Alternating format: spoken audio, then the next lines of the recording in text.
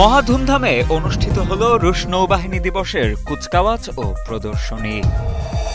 ভয়াবহ বন্যার মুখোমুখি উত্তর কোরিয়া, হাঁটু পানিতে কিম জং উন। কমলার প্রচারণায় এক সপ্তাহেই $20 কোটি পেল ডেমোক্রেট। সমুদ্রের তলদেশে পাওয়া গেল রুশ রাজার বিশাল মদের ভাণ্ডার। এবারে বিস্তারিত।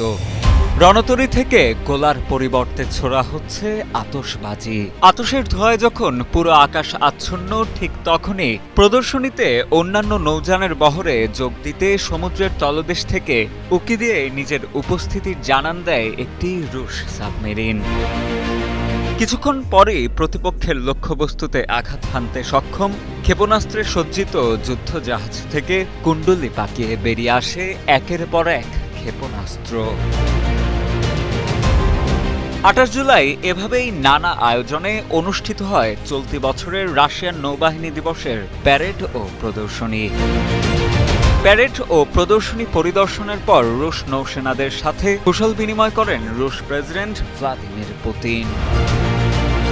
বার্তা সংস্থা রয়টার্সে প্রকাশিত ভিডিওতে দেখা যায় 28 জুলাই নৌবাহিনী দিবসে সেন্ট পিটার্সবার্গে একটি নৌ কুচকাওয়াজ এবং সামরিক ক্রীড়া উৎসবে উপস্থিত হয়ে সব কর্মসূচি উপভোগ করছেন প্রেসিডেন্ট পুতিন। নৌ প্যারেডের ক্যাম্পিয়ান ফ্লোটিলার নিজ ঘাঁটিতে এবং ভূমধ্যসাগরে নৌ টাস্ক ফোর্সের ঘাঁটিতে প্রতিরক্ষা সরঞ্জাম প্রদর্শনের পাশাপাশি অংশগ্রহণ করেন ক্যাম্পিয়ান ফ্লোটিলা এবং ভূমধ্যসাগরের রাশিয়ান নৌবাহিনীর স্থায়ী টাস্ক ফোর্সের সদস্যরাও। বিগত 29 বছরের সর্বোচ্চ রেকর্ড বৃষ্টিপাতে বিপর্যস্ত উত্তর কোরিয়া। বন্যায় কোমর পানিতে ডুবে গেছে অনেকের ঘরবাড়ি। জরুরি অবস্থা জারি করে বাসিন্দাদের সরিয়ে নিতে মোতায়েন করা হয়েছে সামরিক হেলিকপ্টার। বন্যার্তদের করুণ পরিস্থিতি সরজমিনে পর্যবেক্ষণে মাঠে নেমেছেন উত্তর কোরিয়ার খ্যাপাটে নেতা কিম জং উন। বার্তা সংস্থা রয়টার্সে প্রকাশিত কিছু ছবিতে দেখা যায় কিম জং উন একটি বিমানবন্দরের মাঠে কর্মকর্তাদের সঙ্গে পরিস্থিতি পর্যবেক্ষণ করছেন। এরপর তিনি গাড়িতে করে বন্যার অবস্থা দেখতে রাস্তায় বের হন। এছাড়া কিমের বন্যা কবলিত এলাকায় উদ্ধার কার্যক্রম পর্যবেক্ষণের এ বিষয়টি নিশ্চিত করেছে Korean central news agency KCNA। পৃথক কয়েকটি প্রতিবেদনে KCNA আরও জানায়, উত্তর কোরিয়ায় চলতি মাসের শুরুতে দেশটির কায়সং শহরে একদিনে রেকর্ড 463 মিলিমিটার বৃষ্টি রেকর্ড করা হয়। 28 জুলাই চীন ও উত্তর কোরিয়ার সীমান্ত বরাবর নদীর পানি বিপদসীমা অতিক্রম করে। এতেই উত্তর কোরিয়ার উত্তর পশ্চিমাঞ্চলে চীনের সীমান্তের কাছে ভয়াবহ বন্যা হানা দেয়। বন্যা কবলিত এলাকা থেকে ইতোমধ্যে 5000 মানুষকে সামরিক হেলিকপ্টার দিয়ে উদ্ধার করা হয়েছে বলেও জানিয়েছে KCNA। অশীতিপর মার্কিন প্রেসিডেন্ট জো বাইডেন যুক্তরাষ্ট্রের আসন্ন প্রেসিডেন্ট নির্বাচনে ডেমোক্রেট প্রার্থীর পদ থেকে সরে দাঁড়ানোর পর ডেমোক্রেটদের সম্ভাব্য প্রার্থী হিসেবে ভাইস প্রেসিডেন্ট কমলা হ্যারিসের নামই সবার মুখে মুখে। নির্বাচনে কমলার প্রার্থিতা আনুষ্ঠানিকভাবে ঘোষণা করা না হলেও এক সপ্তাহের ব্যবধানে তার নির্বাচনী প্রচারণা তহবিলে জমা পড়েছে প্রায় $20 কোটি, যা বাংলাদেশি মুদ্রায় প্রায় 2235 কোটি টাকা। বিপুল পরিমাণ এই অর্থের পুরোটাই অনুদান, আর দাতাদের মধ্যে বেশিরভাগই এবারের নির্বাচনে প্রথমবারের মতো কোনো প্রার্থীর তহবিলে অর্থ জমা দিয়েছেন। অনুদান বা সমর্থকদের ইতিবাচক সাড়া পাওয়ার বিষয়টি কমলা হ্যারিস নিজেই জানান মিনেসোটা অঙ্গরাজ্যের একটি অনুষ্ঠানে।